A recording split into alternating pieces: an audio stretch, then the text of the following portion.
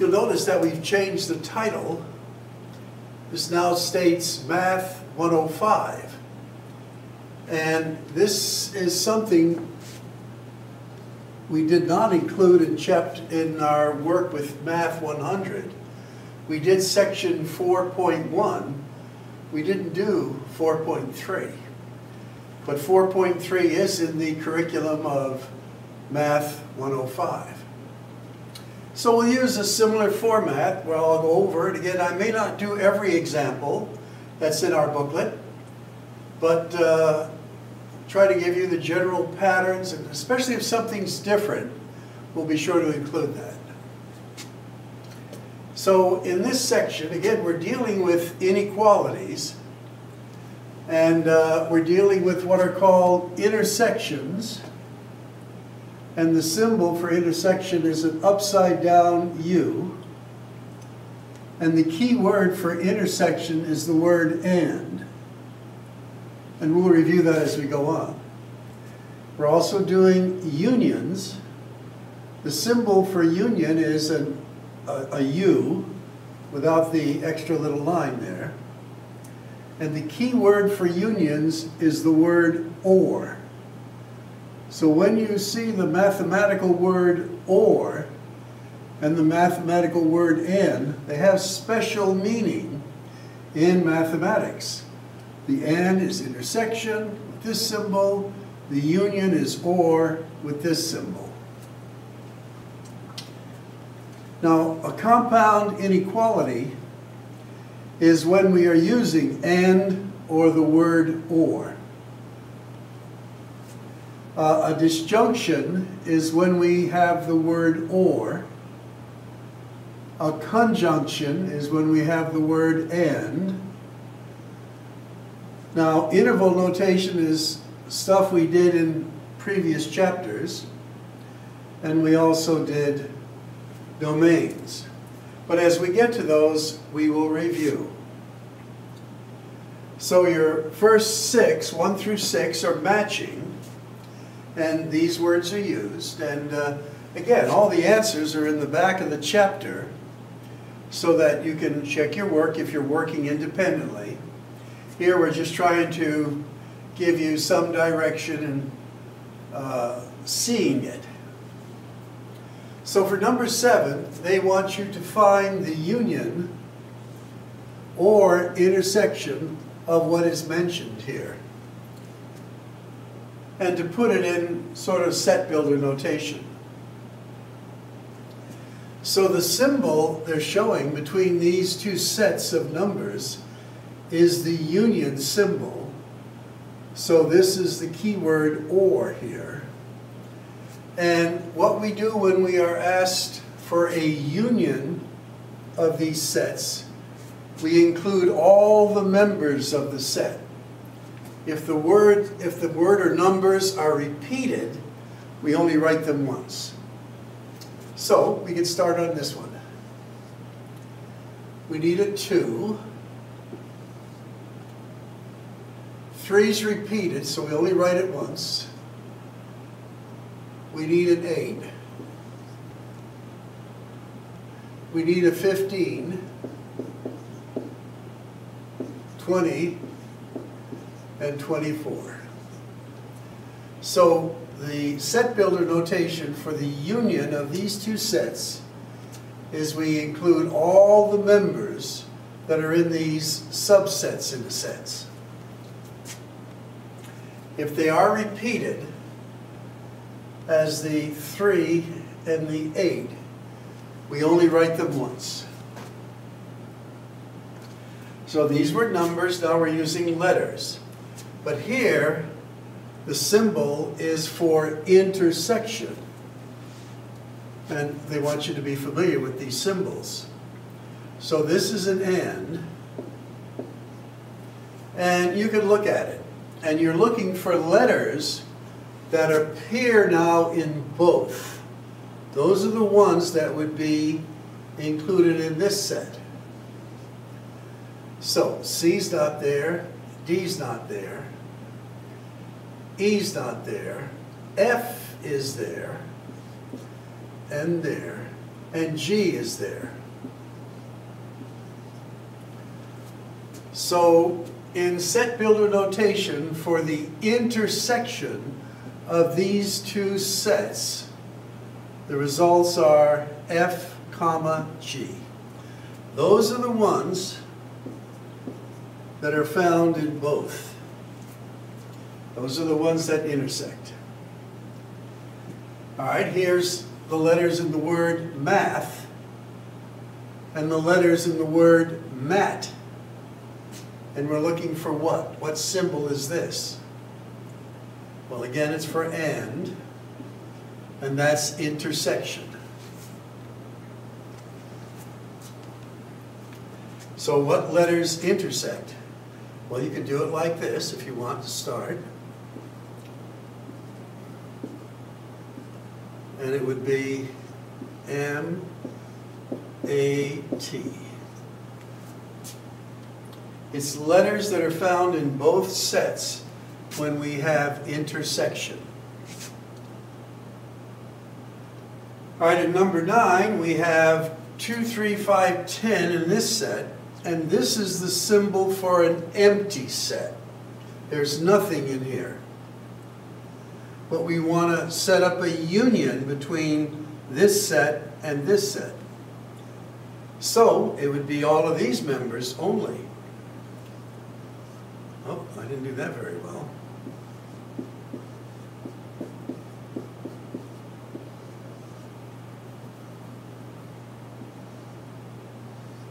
There we go. That's better. Okay, so practicing recognizing the symbols for union and intersection. The word or is for union, the word and for intersection.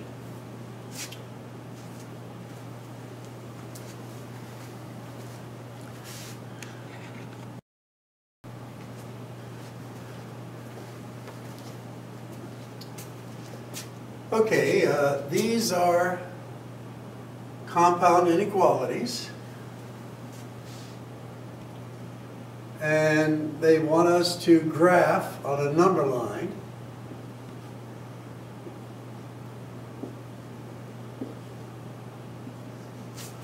so I've put in my number line. And they also want us to use interval notation, which is right there. Now we did some of these in Math 100, and but we'll go over things a little bit as we go on. So this one is pretty easy.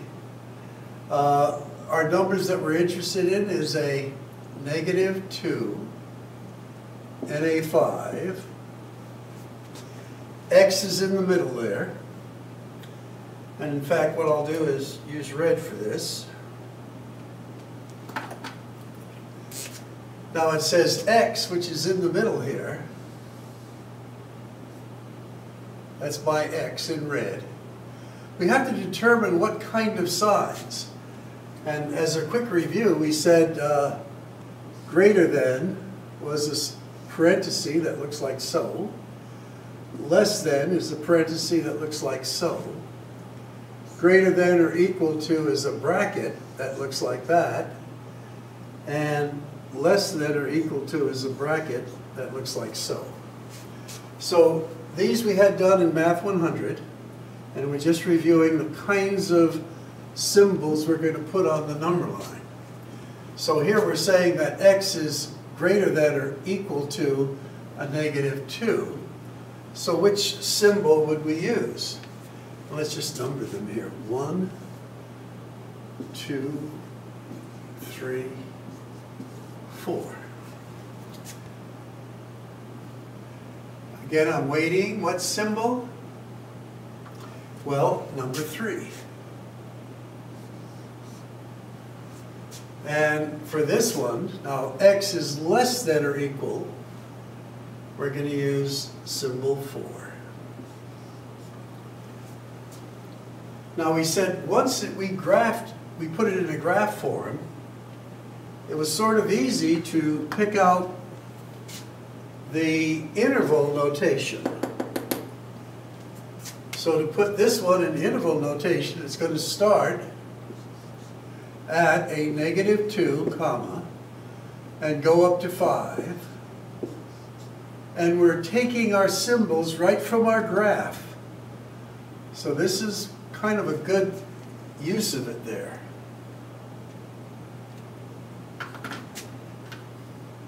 Now, going on to number 11. We have t is less than 0. And t is greater than 5. And we have an or. Here, this is a mathematical statement. So our or is a union, or, and we have to graph this. So the number we're interested in is 0 and a 5. And what symbol are we going to use at 0? T is less. It's going to be symbol number 2.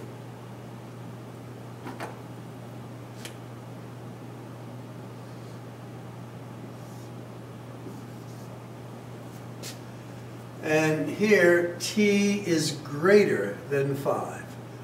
What symbol? Well, number 1.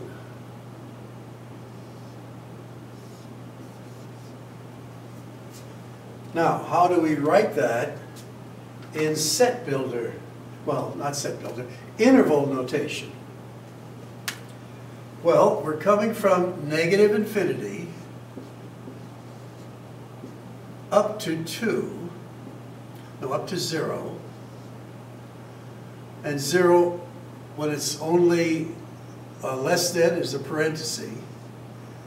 And to indicate the or there, we're going to put the union symbol. And then we're starting at 5. And that's going to go to positive infinity.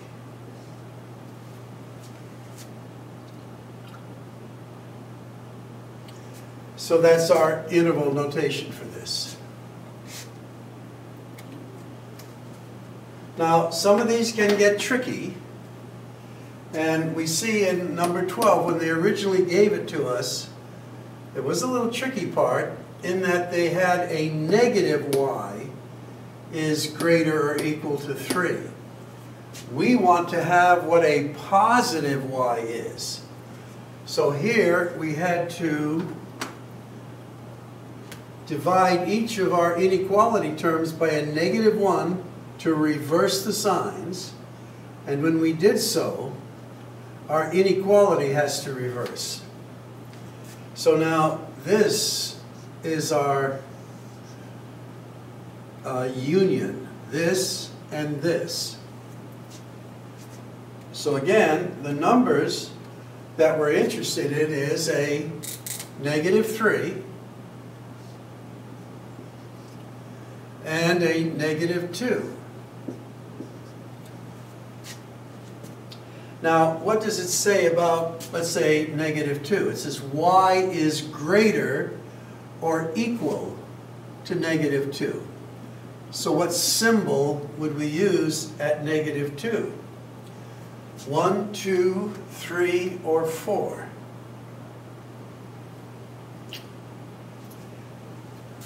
3.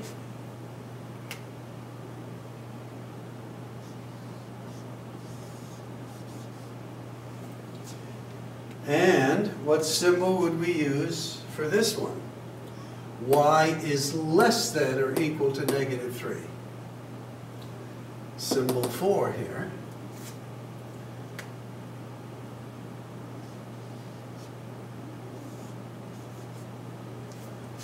And there's our graph. Now when we put our graph into interval notation, it's going to start from -infinity out here, up to and including a -3. But then we're going to have a union, because this is an or statement, starting at, I'm running out of room here a little bit, bracket for -2, and then infinity. Had to jam that in a little bit. Hopefully you can see it. And again, all these answers are in the book, but they don't show you how to do it, and that's what we're featuring here. We're showing you how to do it, what's it mean, and hopefully helpful.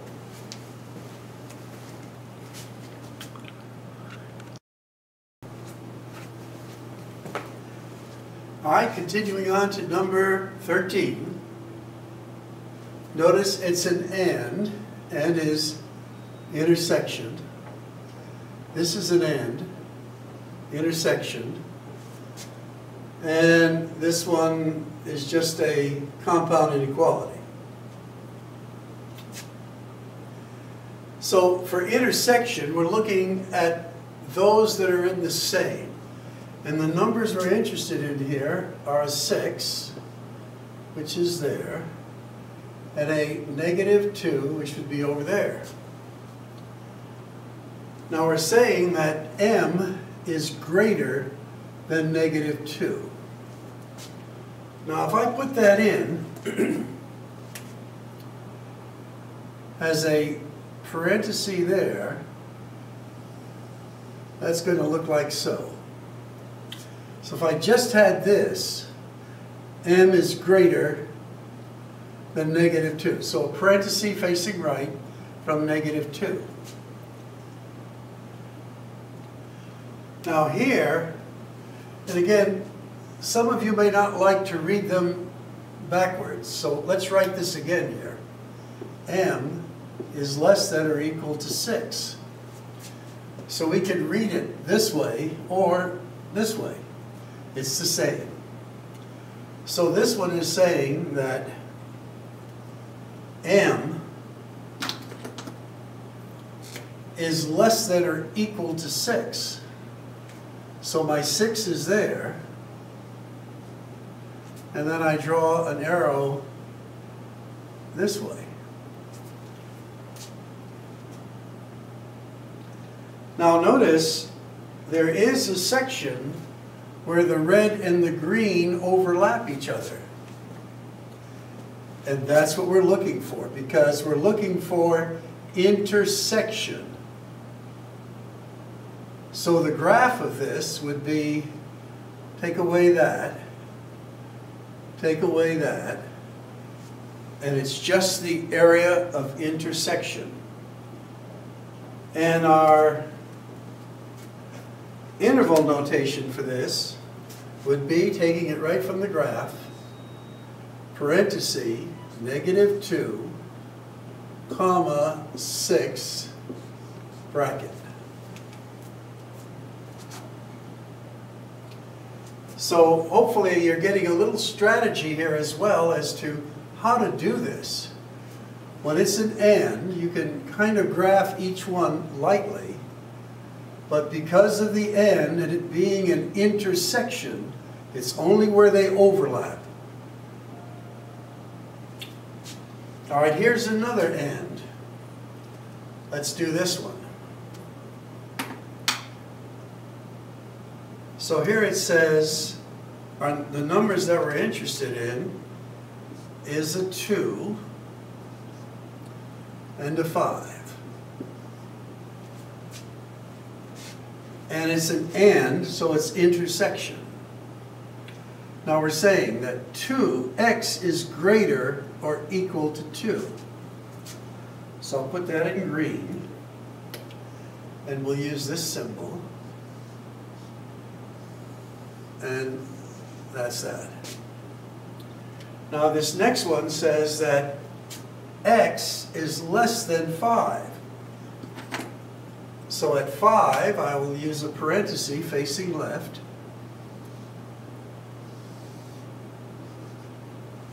And where they intersect, that's our graph. Take this away, take that away. And then our set builder notation will be, or in this case, interval notation I should say, 2, comma, 5, parenthesis.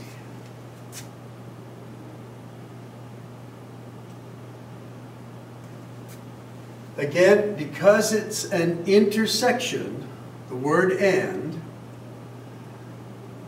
we only have grafted the part where they intersect, they overlap.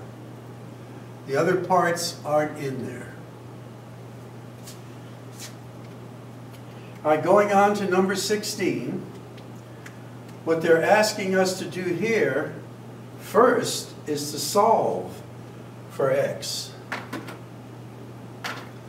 And the technique for this, to get x by itself, we have to add 5 here, add 5 there, add 5 there. So we're getting the x by itself by adding the additive inverse of a -5, but to each part of our inequality. So we then get a 1 is less than or equal to x is less than 8. So to solve an inequality like this, we're going to isolate the x by adding 5 to each of the parts of our inequality. Here these cancel out. This becomes an 8, this becomes a positive 1. So the numbers we're interested in is a 1 and an 8. And here we're going to use a bracket. Here we're going to use a parenthesis. Fill it in like so. That's right along the line there. And then interval notation is 1, 8. Parenthesis. Oh, I did a funny 8 there, didn't I? Yes, 8. You can pull it right off of the line. 1, bracket, 8, parenthesis. Interval notation.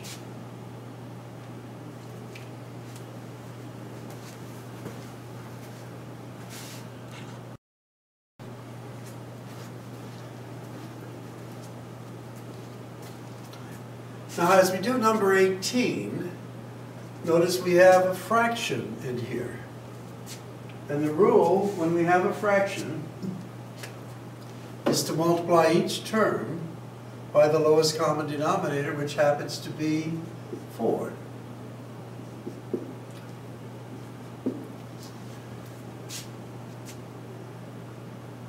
So this is going to become a 20.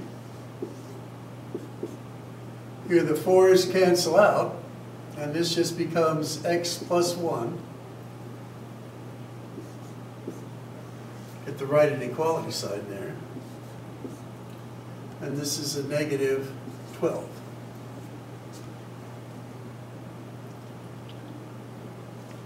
Now to solve for my x, I'm going to subtract a 1 here. So this now becomes 19.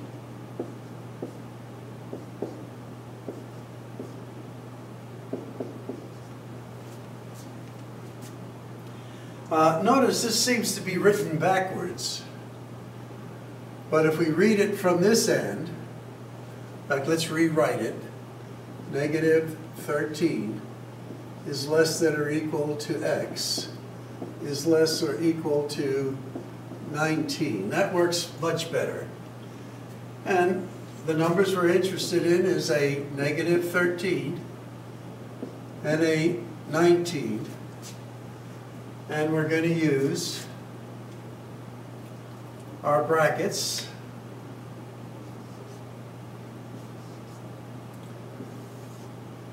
And interval notation for this will be bracket -13 and then a 19th bracket.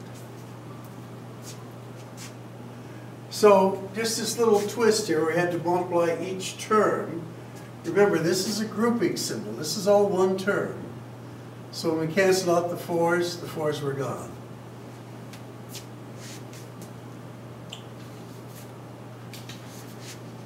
I just want to check to be sure we're on the good here. Yep, that's good. Okay, now number 20 is where they start getting into the higher math a little bit, where they're dealing in function notation. And all it is to trying to understand what they have here. They're saying negative 10 is less than or equal to the function of x is less than 0. Then they're saying where the function of x is this. So all we're going to do is take this and rewrite it there. So it'll be negative 10 is less than 8 minus 3x is less than 0. So all we did was take this function value from here and then substitute this over there.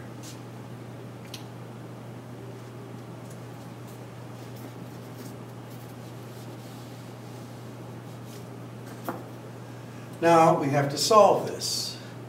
Well, we're going to solve it by getting the x term by itself. So we're going to subtract 8, subtract 8, subtract 8. A very good technique. So this becomes a negative 18 is less than or equal to a negative 3x is less than negative 8. Now lots of stuff going on here, because in order to get a positive x by itself, we're going to have to divide everything by a negative 3.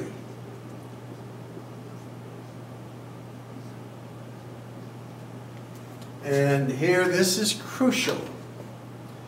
Whenever we divide an inequality or multiply an inequality by a negative number, in order to keep the statement true, we have to reverse the inequality signs.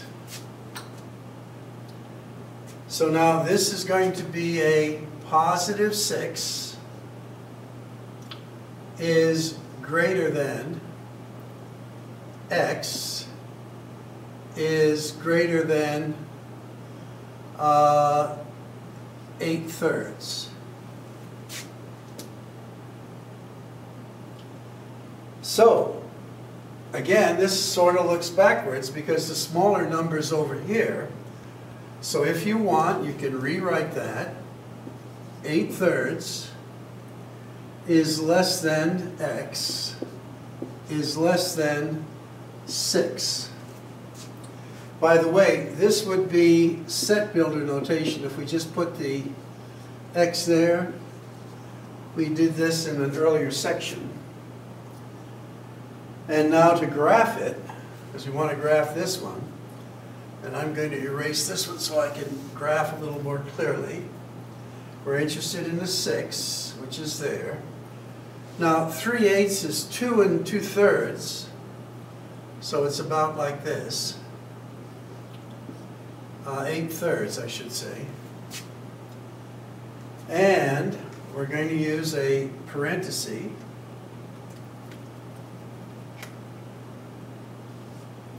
And a parenthesis.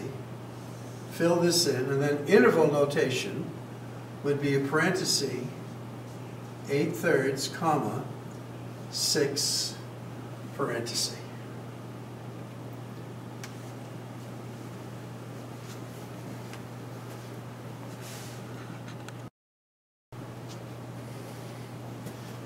Okay, as we go on to our last few examples, we switched here a little bit and we say for the f of x, as is given in these examples, use the interval notation to tell us the domain of our x value. Now, we're particularly concerned about domain of x values when an x is in the denominator or under a radical sign. So we'll use these examples as to show you what's going on here. Now, we know that we can never have something divided by 0. If it's divided by 0, we say what we have is undefined.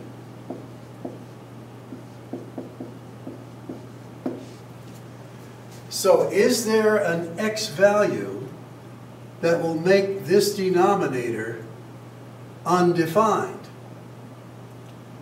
Think about it for a moment. And the answer is yes. If x is equal to 5, if x were a 5, that would make this denominator a 0. 5 minus 5 would be 0. So when we go to define this function of what we have here, the domain is such that, and using interval notation, it's going to be all numbers from negative infinity up to a 5, and then that would be all of the numbers that are on this end of the number line. And then we're going to say with union, it's going to start at 5 again, but 5 is not included because we can't have 5 in our domain of x in this function. And it goes all the way up to positive infinity. So that is defining the domain. I don't know if they want those brackets. Let me look again here. No, they don't want these here.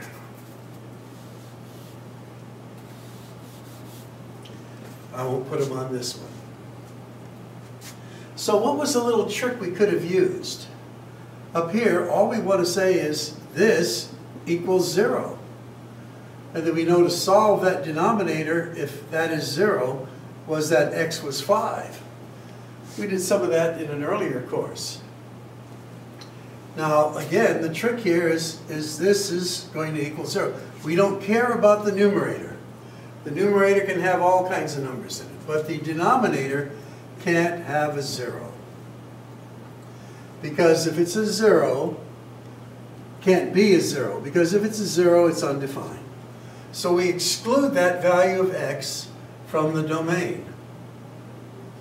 So here we have 2x plus 6 equals 0, 2x equals negative 6, x equals negative 3.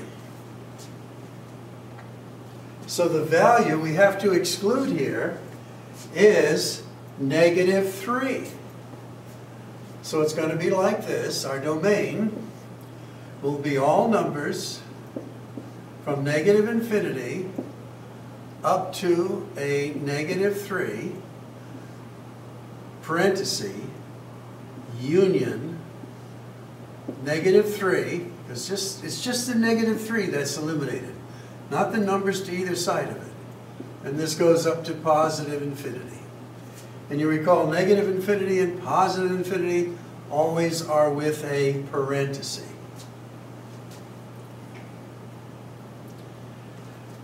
Now, for number 26, the key is,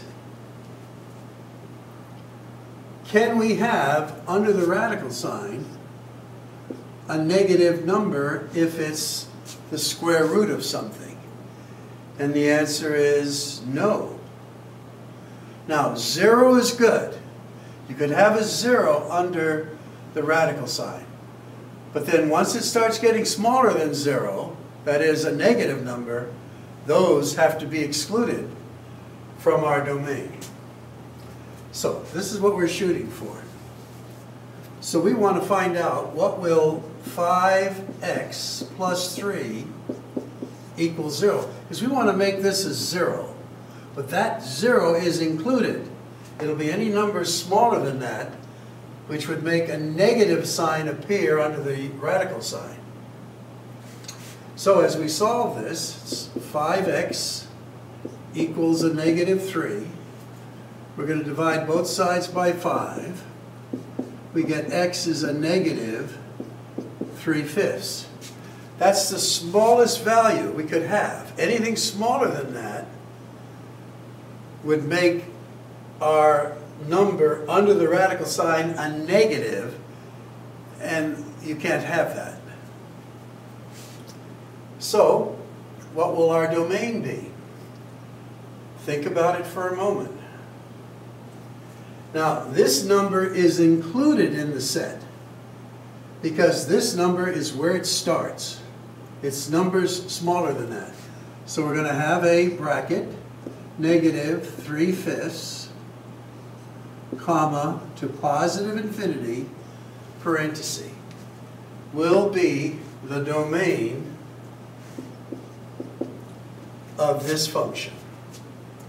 We cannot have numbers smaller than this. We can't have, for instance, a negative 4/5 or a negative 1, because that would leave a negative under the radical. That is not in the domain. Okay, I think that's going to wind this up. You have a few more that are more complicated, but I think for a general introduction, this is a good start.